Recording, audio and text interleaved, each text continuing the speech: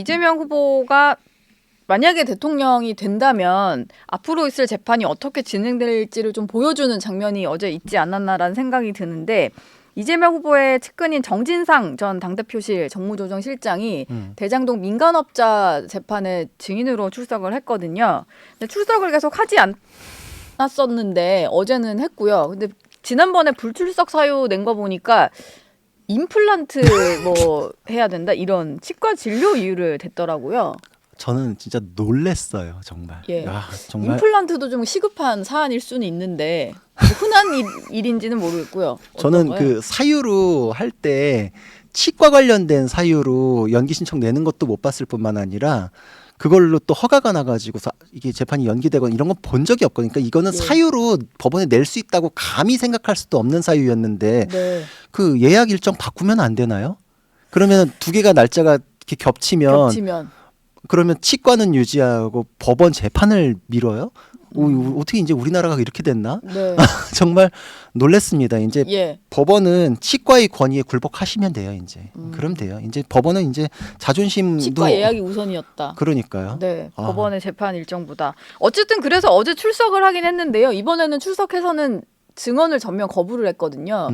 판사가 계속 이제 뭐 따져 묻고 뭐 이런 과정도 있었다라고 하는데 얘기를 안 했고 또 이런 말을 했다고 해요. 어떤 증언을 해도 언론에서 비틀어서 쓴다라고 했다는데 사실 재판 과정은 이제 법조를 출입하는 기자들이 재판정 안에 들어가서 듣는 대로 기록을 하고 녹음이나 이런 건 못하니까 그쵸. 듣는 대로 막 적어 나와가지고 쓰는 거거든요. 그러니까요. 저도 그래서 기자분들이 아예 생생하게 그냥 날 것 그대로 기사 전에 받아 적은 거 본 적이 있거든요.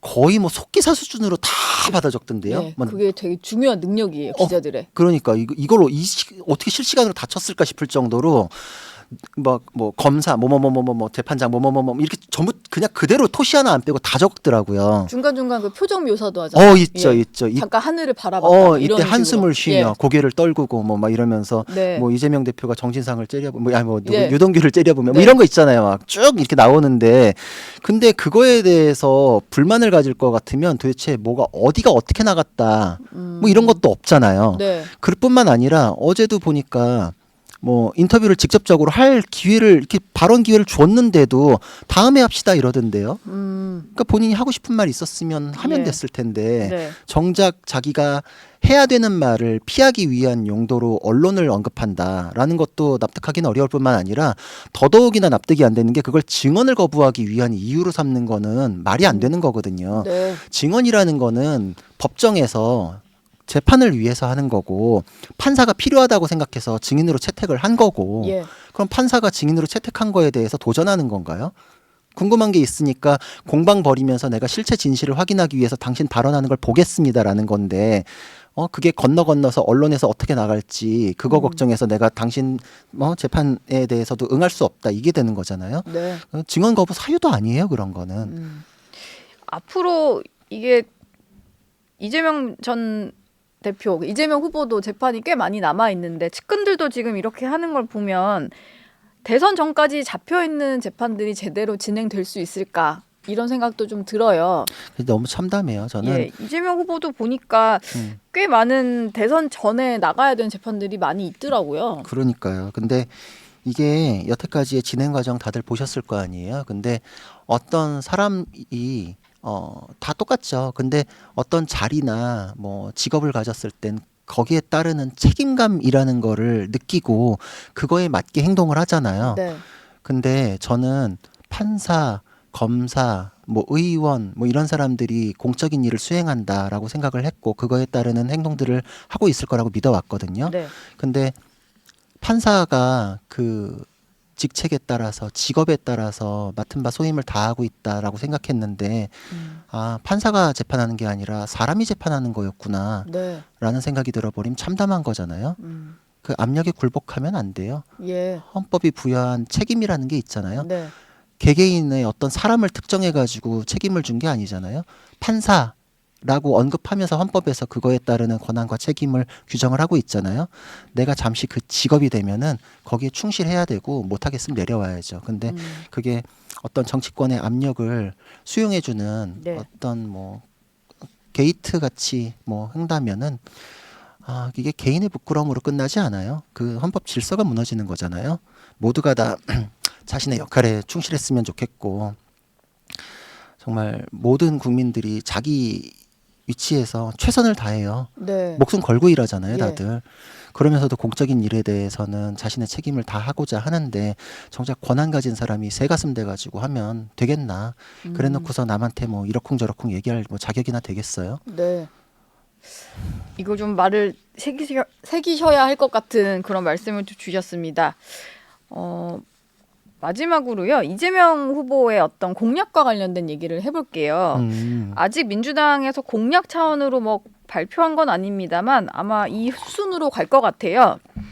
이재명 후보 같은 경우는 이제 21대 대선 후보 시절부터 예산 편성 권한은 기재부에서 분리하는 게 바람직하다. 그러니까 너무 무소불위의 권한을 행사하니까 예산 편성 권한에 대해서는 좀 이제 기재부에서 분리를 시켜야 된다 이런 생각을 가지고 있는데 실제로 대통령실로 뭔가 가져오고 기재부는 그냥 예산 집행 정도 하는 기관으로 두고 뭐 이런 방안이 조금 구상이 되고 있는 것 같더라고요.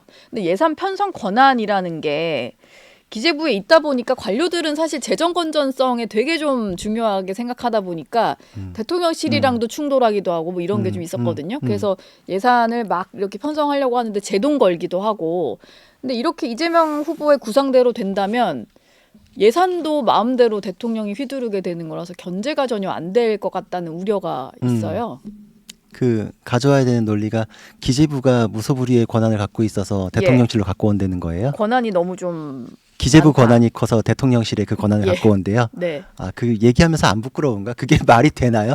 지금 제왕적 대통령제에 대한 문제가 수십 년간 논의되고 그래서 헌법을 개정해서라도 그 대통령의 권한을 어떻게든 분산시켜야 된다는 논의가 지금 시대의 화두인데 네. 개헌 논의도 뭐 나중에 합시다 이러고 그냥 튕겨내버리고서 지금 권한을 대통령실로 더 갖다 붙여요? 그게 지금 이 시대 정신하고 맞나요? 그리고 기재부가 그런 권한을 갖고 있어서 문제였다 그럼 대통령실로 갖고 오면은 더 문제 아닌가요? 알렉시스 토코빌 같은 경우에 절대 권력은 절대 부패한다 그러는데 권력을 더 절대 뭐 반지처럼 이렇게 만드는 거잖아요. 예. 그 절대 권력을 통제하기 위한 게 헌법이다라고 그래요. 그 베리 골드워터가 한 얘기인데 헌법 시스템의 이 지금 상황도 87 체제가 지금 너무 이게 대통령의 집중된 권한을 견제할 수 있는 장치가 부족하다라고 하는데 네. 그걸 더 갖다 붙인다?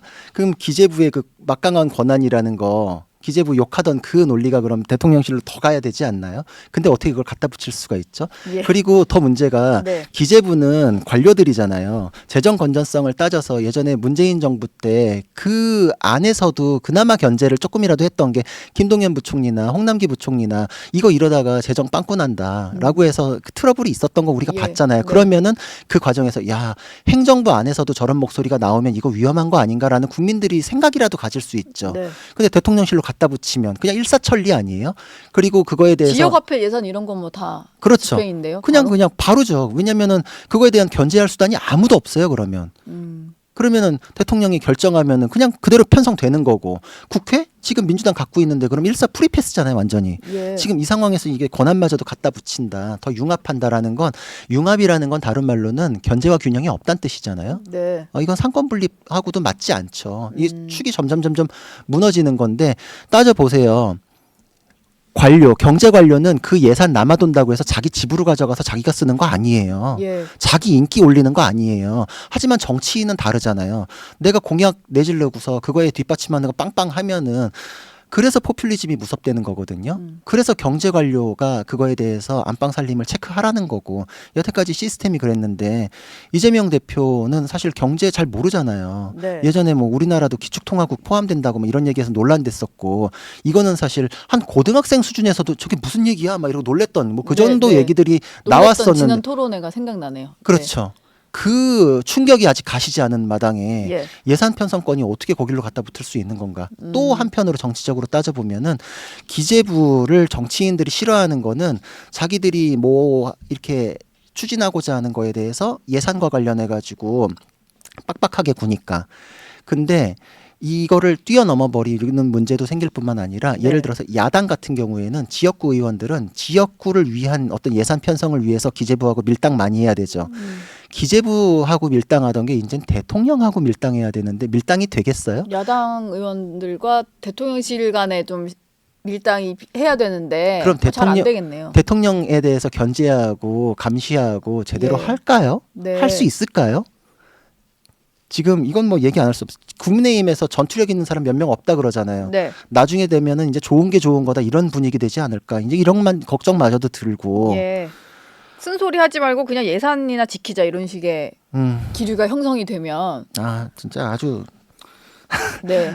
점점 이제 견제할 세력이 없어진다라는 우려들을 좀 많이 하게 되는 것 같아요. 시스템이 행동을 만든다고 생각을 해요. 예. 지금 보면은 민주당의 경선 과정 보면은 느끼셔야 되는 게 보세요. 지난 총선 때 비명학살했죠. 경쟁자들을 다 내보냈어요.